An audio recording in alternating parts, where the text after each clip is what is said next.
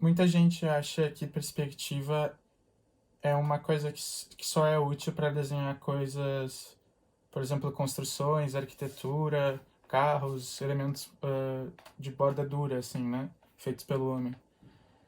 Mas qualquer coisa que tu for desenhar, qualquer coisa que existe no mundo real, ocupa 3 dimensões, né? Até uma folha de papel, ela tem uma profundidade que ela está indo no espaço.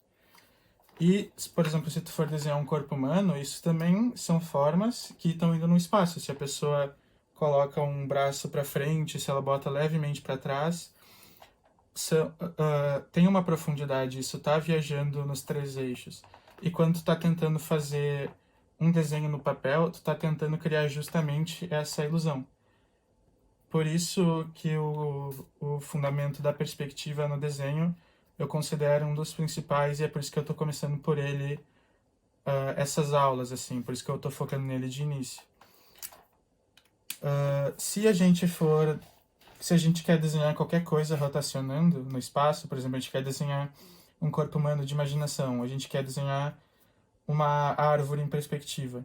Como que a gente desenharia um corpo humano ou uma cabeça rotacionando, né, um desenho de retrato em certa perspectiva ou em várias poses, se a gente não consegue nem desenhar uma caixa ou rotacionar uma caixa?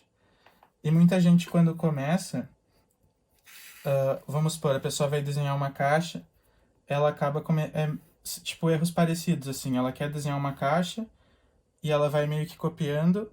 Às vezes o erro é sutil, mas eu vou exagerar aqui.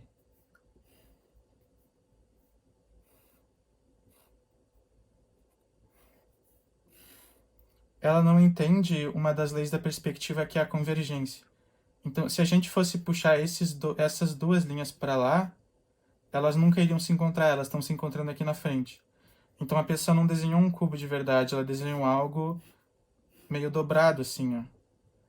E isso fala de uma das leis da perspectiva. A gente vai evoluindo nessas leis conforme eu for fazendo as aulas futuras, mas para começar a gente vai falar de 2 leis. As leis iniciais, né? A lei de diminuição, que é a lei que quanto mais longe um objeto estiver da gente, menor o nosso olho interpreta. Então, se eu fizer isso aqui, a gente interpreta essa bolinha mais perto que essa. Ainda mais se a gente fizer algo assim, ó, uma bolinha aqui e a outra assim. Agora, ainda mais, isso aqui ficou ainda mais forte, né? A sensação de que essa bolinha está perto. Por essa lei de diminuição existir, se a gente enchesse um caminho de bolinhas, então uma bolinha aqui, todas as bolinhas do mesmo tamanho, e a gente bota uma atrás da outra em linha reta até eternamente, assim, imagina um caminho cheio de bolinhas. E a gente faz esse mesmo caminho de bolinhas do lado. Essas 2 bolinhas, se a gente olhasse de cima, elas são linhas paralelas. Elas são, pensa linhas de bolinhas assim. Todas do mesmo tamanho, indo pro fundo, pro espaço. Se a gente visse elas de frente, lá atrás, quando chegasse na linha do horizonte, elas iam se conectar num ponto. E essa linha de bolinhas acontece a mesma coisa quando a gente vê linhas paralelas numa caixa. Então, se a gente vê uma caixa de cima, a gente está vendo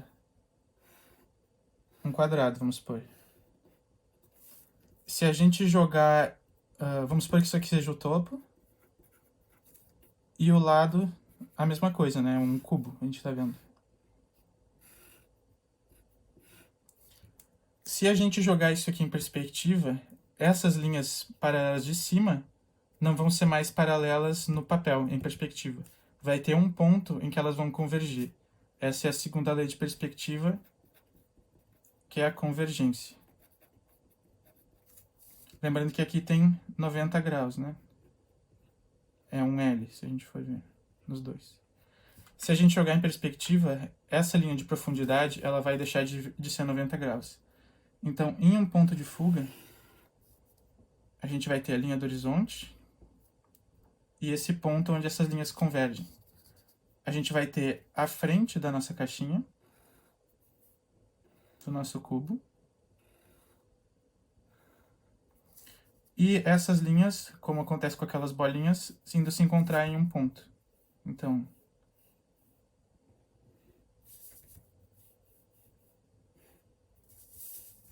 e aqui iria terminar a caixa. Isso é um ponto de fuga, porque a convergência toda foi para lá. As linhas horizontais, elas continuaram paralelas, ou seja, o eixo X continua paralelo. As linhas verticais, ou seja, o eixo Y, continua paralelo. O eixo Z, que é essa linha aqui da profundidade,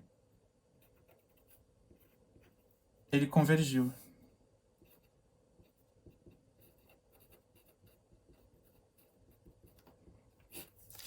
Existem muitas outras nomenclaturas e regrinhas que a gente vai vendo, mas isso é um exercício bem prático de se fazer. Então, depois daqueles aquecimentos que eu recomendei nos vídeos anteriores, de treinar linhas retas, treinar círculos, tu pode pegar uma folha dessas, fazer uma linha do horizonte, faz um ponto de fuga e encher de caixinhas dessas, né? Então, tu vai estar praticando o teu braço a fazer linhas retas, sem régua, e tu já vai estar praticando como fazer coisas em perspectiva. Nota que eu estou rotacionando para criar um conforto maior do meu braço. Eu tenho um conforto maior de fazer linhas diagonais, e aí se eu vou mexendo e vou botando para o que fica mais confortável. Não preciso treinar essa direção para todos os lados. E nota também que se eu viro assim, a perspectiva está correta, né? Depois que tu constrói a perspectiva, ela fica correta de qualquer posição. A diferença é que assim o objeto está voando e assim o objeto está apoiado no chão indo profundo, né? Quando a gente for construir coisas em perspectiva, quando a gente vai desenhar um objeto, seja de imaginação ou de observação de alguma coisa, a gente tem que ter em mente aonde a gente está, né? Então vamos supor que aqui seja a nossa janela, que a gente está olhando para o mundo. Tu tá aqui tentando desenhar no teu papel. Tu tem que sempre perguntar aonde que eu tô. Porque aonde que tu tá, em questão de quão alto tu tá, é o que vai definir a altura da linha do horizonte e para onde tu tá olhando também. A linha do horizonte, LH, ela é igual à altura do teu olho, do teu nível do olho.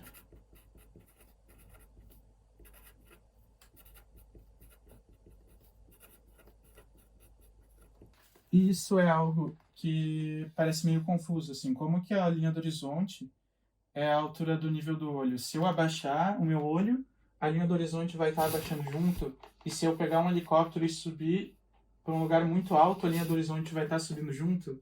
Isso, tipo, me deixava muito confuso quando eu lia nos livros e meio que não explicava muito bem. Mas é uma regra parecida com, por exemplo, se eu estou aqui parado e eu mexo o meu pulso, ou se alguma coisa passa por mim. Parece um movimento muito rápido, né? É o que está perto e, mesmo que andou um pouquinho, se mexeu muito. Se eu agora estou aqui onde eu estou e alguém lá na outra quadra dá um passo, pode ser um movimento maior que isso fisicamente, né? Pode ser em centímetros bem maior. Só que como eu estou longe, vai parecer que a pessoa mal mexeu. Aqui, né? Mesma caneta. Na câmera, mexe muito. Aqui, mexe bem menos. E se lá longe, mexe bem menos. Imagina algo tipo a Lua ou tipo o horizonte, que em questão de medida pode dizer que é uma distância infinita, né? Gigante. Se tu andar, se tu sair de carro e sair viajando, a Lua parece que está sempre te seguindo, porque a distância é tão grande que esse efeito parece que ele está sempre te acompanhando junto, né? E a linha do horizonte, para quesito de fazer uma imagem, ela também está constante na tua câmera ou no teu olho. Se tu levantar a tua câmera num lugar mega alto e bater a foto, a linha do horizonte vai estar no mesmo nível da câmera.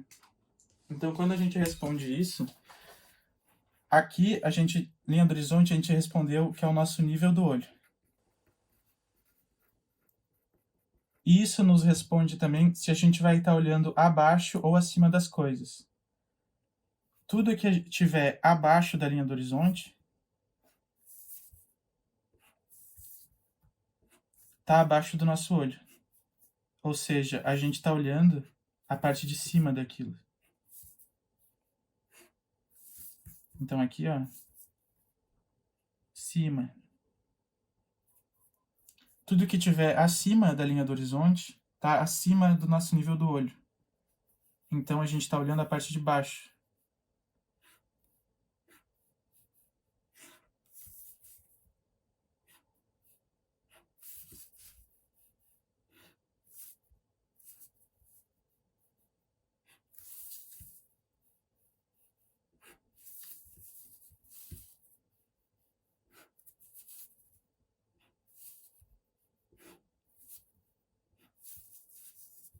Então, para começar um aquecimento, tu pode posicionar a tua folha como tu quiser, vertical ou horizontal.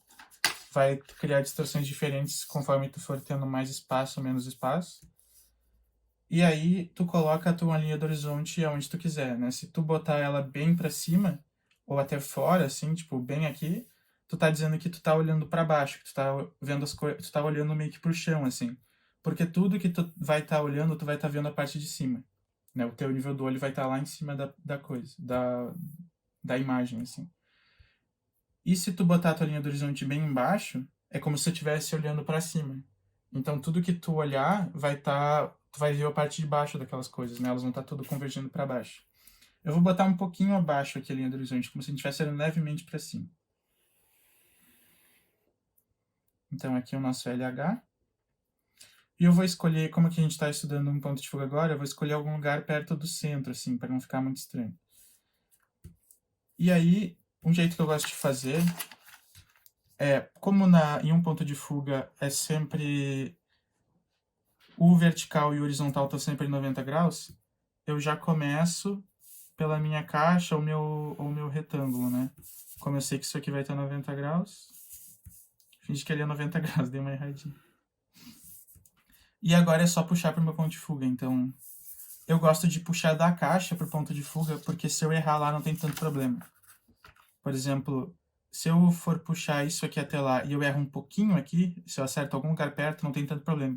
Agora, se eu puxar de lá para cá e errar, vai aparecer muito, né? Aqui é onde as pessoas estão olhando. Então, eu vou puxar para lá. Eu ensaio a linha, né? Aquilo que eu falei no vídeo 3, de ensaiar a linha. Esse aqui também. Se isso aqui fosse feito de vidro, eu iria fazer também, e a gente quer ver o através, eu iria fazer também isso aqui puxando para lá, ó.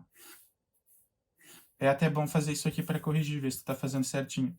Porque daí o ideal é no final tudo encaixar como deve.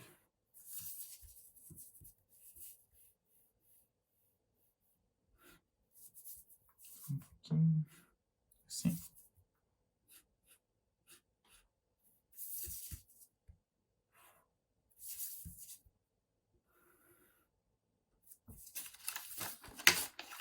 Vou fazer outra aqui, uma comprida agora.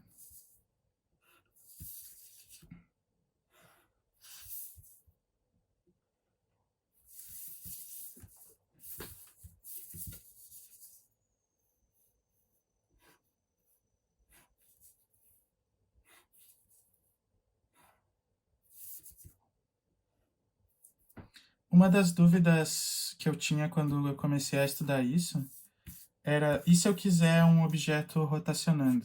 Vou fazer só um exemplo aqui embaixo para a gente ver como que seria visto de cima para baixo, né? Um objeto que está embaixo da linha do horizonte. E se eu quiser um objeto rotacionando? E se eu quiser uma caixa rotacionando, né? Provavelmente a gente teria que botar 2 pontos de fuga agora, mas vamos supor que a gente quer continuar praticando um ponto de fuga, ou a gente quer fazer tudo com um ponto de fuga na nossa cena, algum objeto específico com um ponto de fuga. O que acontece? A gente cria outro ponto de fuga, mas que ainda vai ser objetos de um ponto de fuga dentro dele. Então, como assim? Eu vou ainda ter a minha caixa com os 90 graus, meu quadrado ali, meu retângulo com os 90 graus dentro, então aqui é 90. E os eixos Z convergindo agora para esse ponto. Eu não vou puxar mais para aquele, porque eu quero fazer como se fosse uma leve rotacionada, assim. Vale lembrar que um ponto de fuga é meio que uma limitação, assim, a gente está simplificando as coisas para criar um efeito, para criar uma ilusão de profundidade no papel. Na realidade, quando a gente rotacionasse algo, já iria ter 2 ou mais pontos de fuga, né? 2 ou 3 pontos de fuga naquele objeto. E dependendo se a gente está fazendo uma fotografia, ou se a gente está usando uma lente muito larga, uma grande angular, por exemplo, o desenho pode acabar ficando com 5 pontos de fuga num objeto, né? Acontecendo muita distorção. Mas então tenta fazer várias, tipo, tenta encher um cenário, uma folha dessas com caixa, porque tu vai estar praticando muito isso, assim, né? Então faz uma aqui sobrepondo essa. Fazer rapidinho.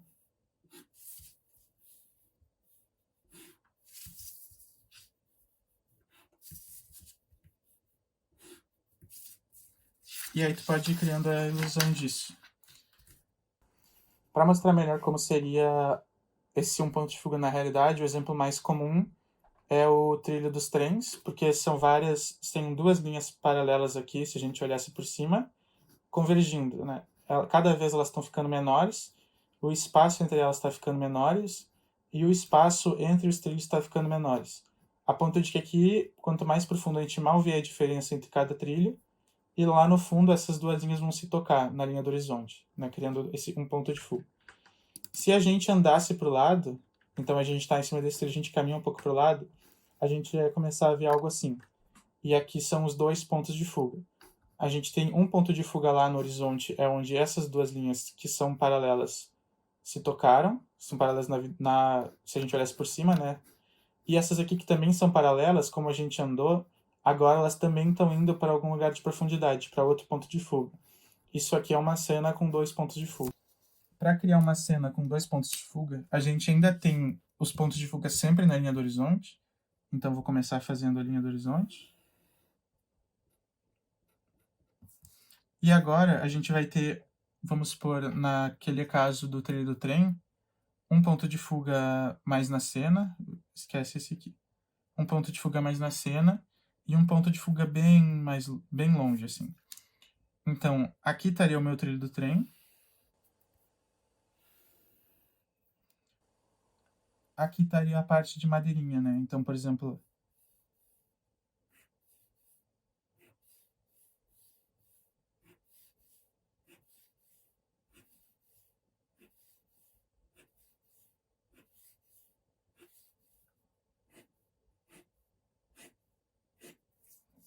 aqui ia ficando cada vez menor a ponto da gente não conseguir ver mais, né? Que nem na foto.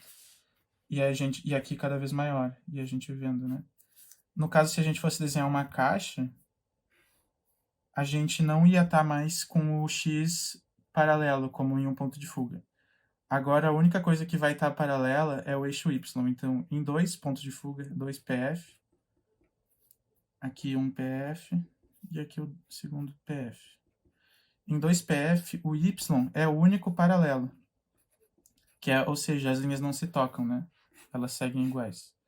E o eixo X e Y e Z convergem para o ponto de fuga. Por isso que são dois pontos de fuga.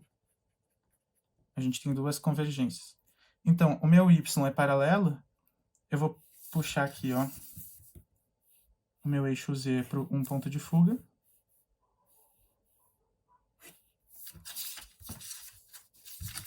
E o meu eixo X para o outro ponto de fuga.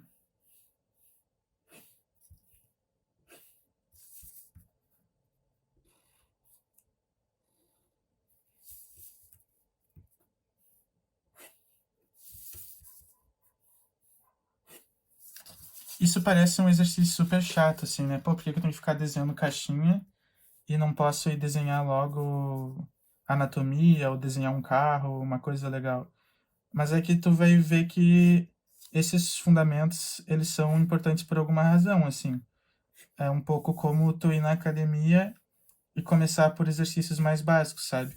A pessoa pegar e nunca estudou perspectiva e tentar desenhar uma mão, tentar desenhar uma cabeça, que é algo que tem muita perspectiva dentro, mesmo sendo algo mais orgânico, vai só se frustrar, não vai ter estrutura. Os olhos são coisas que se repetem, então, em perspectiva. O nariz, ele está em escorço, ele tem ângulos diferentes. A própria borda do crânio, né? Tem muita... Se a gente for ver no livro do Bridgman, ele simplifica o rosto numa caixa, porque é muito mais fácil. Tu bota o crânio dentro de uma caixa e tu rotaciona o crânio do jeito que tu quiser. Tu coloca aquela cabeça na perspectiva que tu quer, né? Então, por exemplo, simplificar um pouco como que ele mostra nos livros dele. E aí o nariz também em perspectiva aqui, ó. Tudo meio que quebrado com caixas, né? É um pouco que brincar com Lego, assim. Pensa que se tu tivesse muito Lego, tu ia poder construir qualquer coisa. Se tu tem, tipo, tivesse 1 bilhão de pecinhas de Lego, tu ia poder construir até um cilindro, né? Até uma coisa redonda. Porque se tu ia botar cada pecinha de uma vez, tu faz algo gigante. Se tu olha meio de longe, claro, tu vai ter aquela borda meio durinha, mas ainda é uma esfera, ainda assim é um cilindro se tu olha um pouco de longe, né? E isso facilita. Então, por exemplo, para desenhar coisas orgânicas, transformar em uma caixa, para saber onde vai cada eixo, tu conseguir rotacionar do jeito que tu quer, e depois tu suaviza, depois tu põe detalhes, depois tu pinta, né? Tu coloca coisas orgânicas.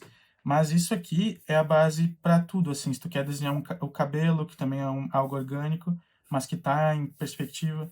Se tu quer desenhar fumaça, que é algo orgânico, mas ainda assim ela tem forma. Então serve para tudo, né? Para arquitetura e coisas assim, nem se fala. Se tu é se tu quer fazer tuas histórias em quadrinhos, se tu quer fazer teus cenários, é um conhecimento muito bom. E para design de carros também, design de máquinas e coisas assim. Para complementar o de 2 pontos de fuga, tenho aqui mais uns exemplos. A linha que seria o nosso eixo Z, indo para a esquerda, junto com todas as outras que vão se encontrar na linha do horizonte em outro ponto de fuga. E essa da direita que vai se encontrar com todas as outras no ponto de fuga da direita, o segundo ponto de fuga. E as verticais, talvez tenha um pouquinho de distorção aqui por causa da foto, mas a gente pode dizer que estão todas bem verticais, estão todas paralelas. Né? Vamos ver outro exemplo. Aqui também, o eixo Y sempre vertical. As horizontais, o eixo X e o Z, indo se encontrar em algum lugar. Né? Então aqui que virou. E essas pedrinhas pequenas rotacionando, cada uma delas está ficando com um ponto de fuga específico, ou 2 pontos de fuga específicos, né? Quando tu rotaciona alguma coisa, aqueles pontos de fuga andam na linha do horizonte. Vou mostrar aqui no papel. Vamos supor, aqui a gente estava fazendo um ponto de fuga aqui, o nosso segundo ponto de fuga aqui, né? Então, um ali, o outro aqui. Vamos supor que eu quero rotacionar essa caixa para cá. Essa caixa aqui eu quero virar ela assim, ó. Como tá aquelas pedrinhas do castelo ali, que são várias, né? Um círculozinho de pedrinhas virando. Esse meu PF dela que puxou esses vértices aqui, ele iria andar para cá. Então aqui é o meu novo ponto de fuga. Dessa peça só. O resto continua. E o meu segundo ponto de fuga ia andar uma distância parecida. Então aqui está o meu 2PF novo. Meu segundo ponto de fuga novo. Aí eu vou fazer aqui o eixo Y sempre paralelo, né? Sempre vertical mesmo. E o resto puxando. Claro que aqui eu também mexi ela no espaço, né? Para não desenhar exatamente uma em cima do outro. Mas a gente vai ver essa rotação, essa distorção do ponto de fuga maior acontecendo.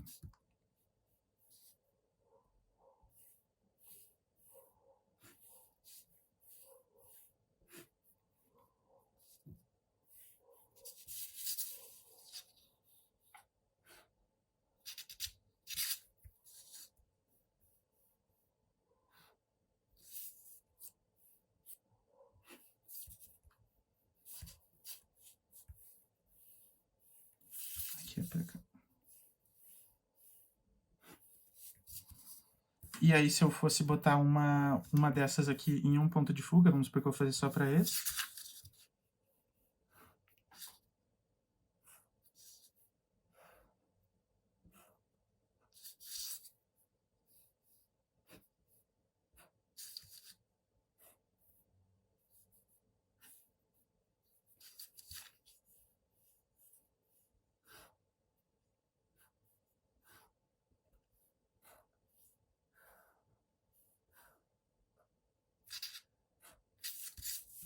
Ficou meio sujinho aqui, mas... Ali seria aquela parte do lado, né? Isso te ajuda depois também, quando tu tem a tua construção, a saber onde é a luz de cada lado, né? O que vai... Se a gente bota uma luz vindo de frente ou uma luz vindo aqui de lado, vamos pôr uma luz vindo assim, ó. Isso me ajuda a saber, tá, aqui na parte de baixo eu vou ter sombra.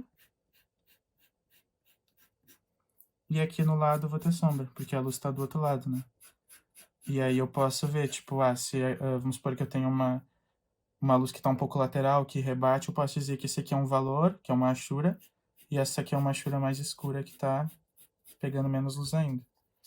E lembrando que a caixa em perspectiva, a gente vai sempre ver até 3 lados, né? O quarto lado ele sempre é o lado oculto lá, que se a gente tivesse uma visão de raio-x, a gente consegue calcular usando perspectiva, mas é só se fosse um cubo de vidro ou se a gente tivesse uma visão através daquilo, né? Para concluir essa aula é isso, eu recomendo fazer esse exercício de 1 e 2 pontos de fuga depois dos aquecimentos, antes dos estudos de árvores que eu fiz no vídeo de fundamento, no vídeo 1 e 2. E no próximo vídeo de perspectiva a gente vai ver mais exemplos e falar do terceiro ponto de fuga também. Espero que tenham gostado. Obrigado.